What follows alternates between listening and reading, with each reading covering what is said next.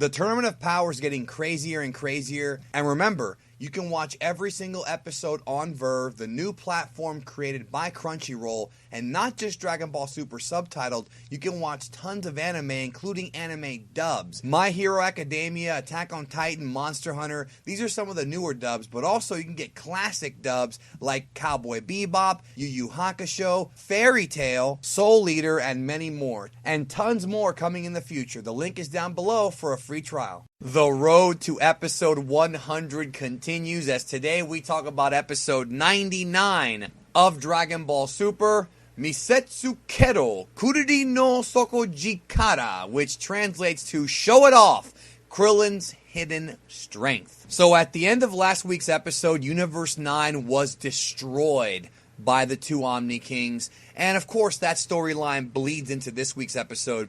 The first part of the episode really did focus on people in the arena being completely shocked at witnessing that and their reactions. That's pretty much the first part of this episode, and I really liked how it was played up. They did a great job here of giving you that sense of dread and that sense of seriousness, which is something that I think the series is needing now. I think that with the Trunks arc, we definitely got a lot of it, but I think now it's even more heightened, and I like the fact that now Super is beginning to take itself more seriously.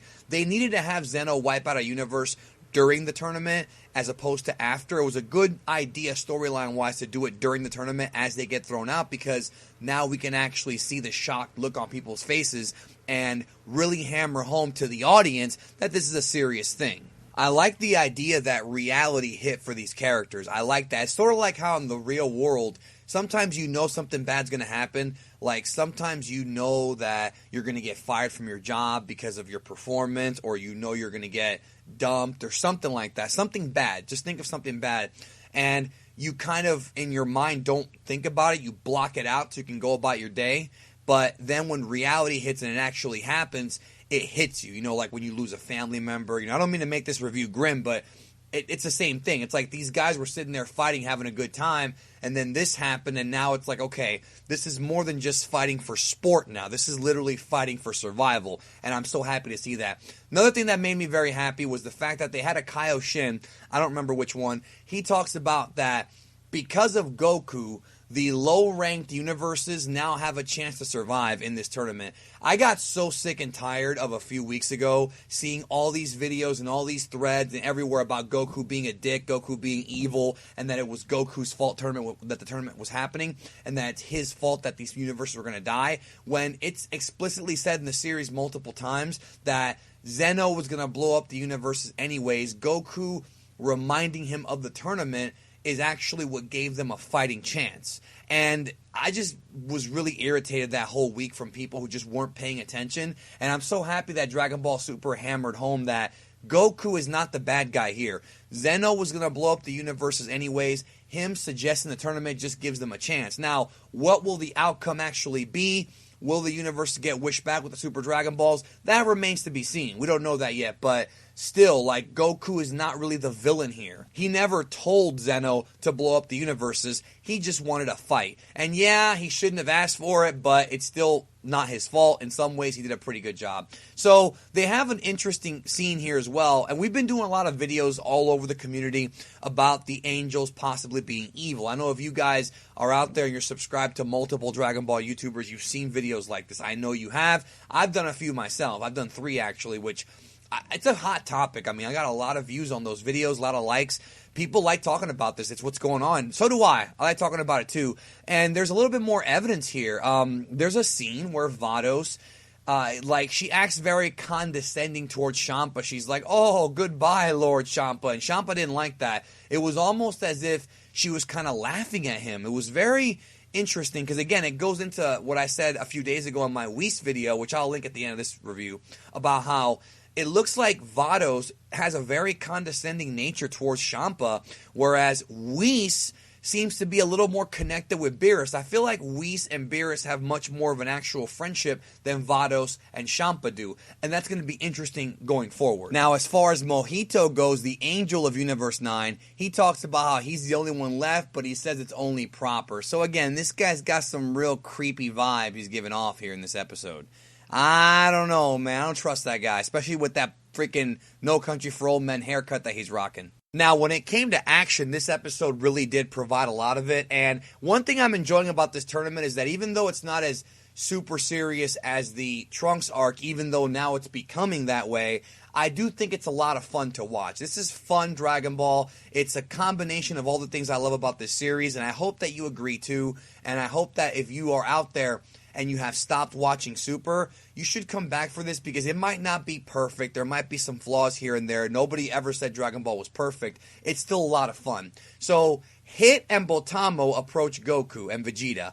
Vegeta powers up to go after Hit because he's got unfinished business, but Botamo gets in front and eats the shot. I thought this was great. Vegeta's pummeling Botamo, but of course it does nothing because Botamo's big belly can deflect that kind of stuff. He tries to throw Botamo out, and Botamo's way too heavy, so Vegeta does this thing where he literally ties his arms up in a knot and then picks him up, and he's taking him to the corner, and Champa's freaking out. This was really good stuff. And then suddenly Botamo comes in and rocks Vegeta from behind, and Vegeta's like, haha, Botamo, my old... Not Botamo, sorry. Magetta, my old nemesis. So Vegeta squares off against Botamo and Magetta. I personally feel that the Goku versus Magetta fight from the previous tournament was one of the more underrated and overlooked fights. It was a lot of fun, and it was interesting. Now, we then go to the bird guy fighting Krillin. I had predicted that the bird guy was going to be, that Krillin was going to use the Kienzan on him and cut his wings off, but that's not what happened. We had a really awesome scene where the green bird guy comes at Krillin, fires a bunch of ki blasts, and then Gohan just shows up right in front of Krillin, puts his hand out, and just deflects it back like nothing. This is an awesome, totally badass scene. So the bird guy's firing these mouth blasts, at Krillin. Krillin fires multiple Kienzans. I'm going to call them Kienzans. Destructo Disc is the dub name. Kienzan is the real name. It means energy cutter. You know what I'm talking about. So we see he's shooting these Kienzans, and the bird guy's dodging them. And then Roshi, this was surprising, Roshi fires a Kamehameha at the bird guy, and he gets eliminated by Master Roshi. He is out. So Master Roshi, who a lot of people were sleeping on in this tournament, got himself an elimination. This was really cool. And as he's getting thrown out, you see all these green feathers flying everywhere. This was a cool little action shot. So I guess even though you can fly, the wings don't do anything when you have a high-speed Kamehameha coming right at your face. Oh, and by the way, the bird guy's name is Gyumu. As if it really matters. So we cut back to Vegeta and Magetta. He insults Magetta. He does the same thing that, cost Magetta the fight the last time by screaming at him. But Champa says that, no. Magetta has conquered his weakness. So pretty much Botamo gets on Magetta's shoulders and covers Magetta's ears. So he can't hear the disrespectful verbiage coming from Vegeta. I love this stuff. Reminded me of old school Dragon Ball. So, of course, Vegeta rocks Botamo with a huge right hook to the face. No damage. Physical attacks just aren't going to work on Botamo. It's just, even if you're strong, Vegeta would probably have to bust out blue to really do any real damage. So, they keep going at it, and then the episode shifts complete focus over to Krillin and 18. So, the last half or so of this episode is all about 18 and Krillin. It's pretty much entirely focused on them and their fights. So, we see 18... very, very seriously, whooping up on some dudes, knocking people around. She knocks out this one guy. Whis thinks that he killed her, the Green Wolf guy, but she's not, she thinks she got him. He's not out of it yet.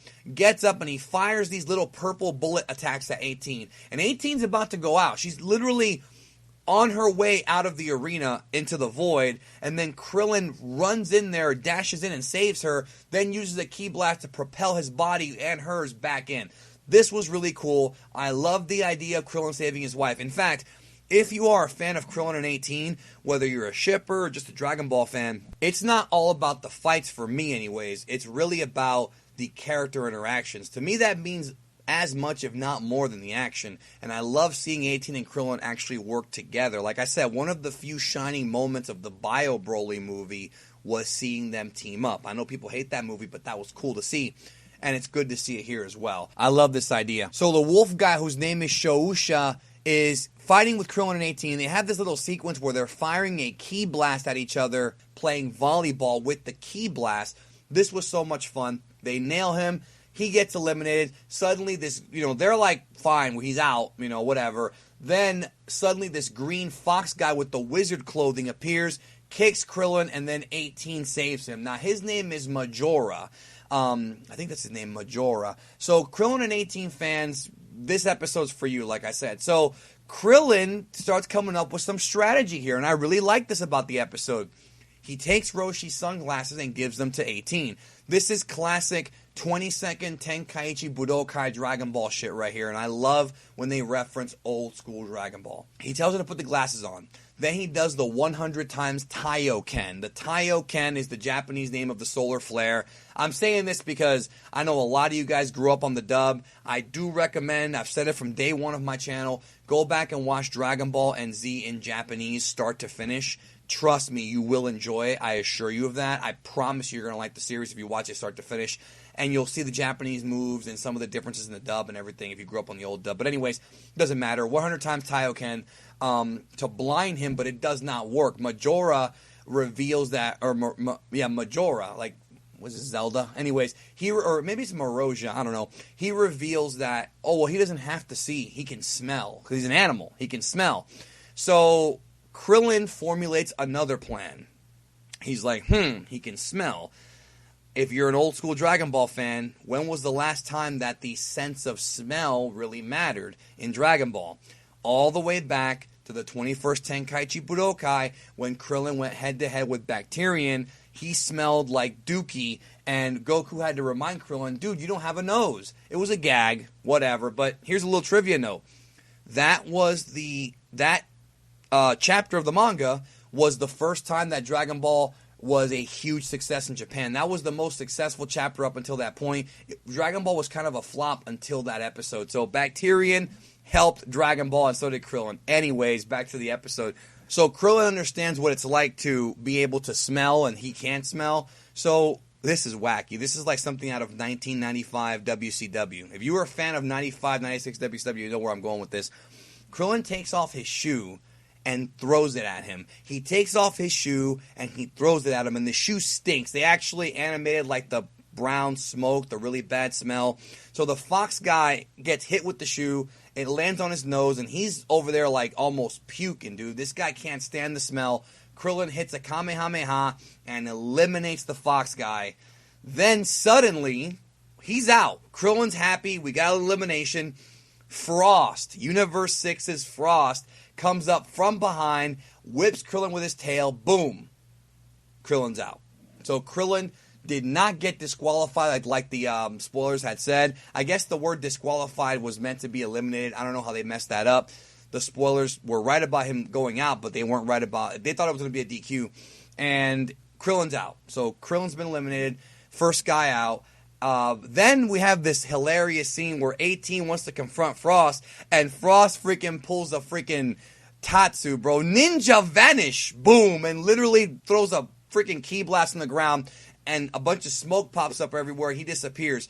Literally out of Teenage Mutant Ninja Turtles, the movie, bro. He's freaking Tatsu right there, Ninja vanish. So the episode ends with that. Krillin's out. 43 minutes are left in this tournament.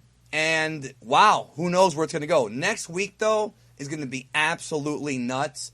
I'm going to cover it on the channel, of course. I actually have a couple of videos coming out about next week's episode. It's going to be lit. That's all I'm going to say. We'll be breaking that down tomorrow, like always. A lot of stuff going on. Like, tons of stuff going on with episode 100 next week on Dragon Ball Super. Let me know what you thought about this episode, though. I had fun watching it. All these tournament episodes are a lot of fun to watch. They're not boring. They keep me interested, and I really like that about these episodes. So, thank you as always, and don't forget to support our friends over at Verve, which is owned by Crunchyroll. They are the sponsors of the Geekdom 101 Super Reviews. They got all kinds of new content coming out in August. I can't really talk about it yet, but there is new stuff that's supposed to be coming. We'll see. It's supposed to be coming. And they got Yu Yu Hakusho on there. They have Fairy Tail on there. Tons of anime. And you can watch Dragon Ball Super on there, subbed. And other English dubs of other anime is also on there. So check them out. We support them 100%. It's Crunchyroll's new venture into not just anime, other things as well. So if you like content like that, there's tons of it on Verve. And thank you for watching my Dragon Ball Super episode 99 review. I hope you all have a great day. Take care of yourself and each other.